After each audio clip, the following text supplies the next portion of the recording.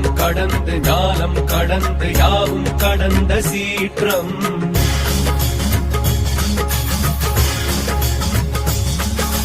அண்டம் படர்ந்து அணுவை பிளந்து அன்பில் நிறைந்த தோற்றம்.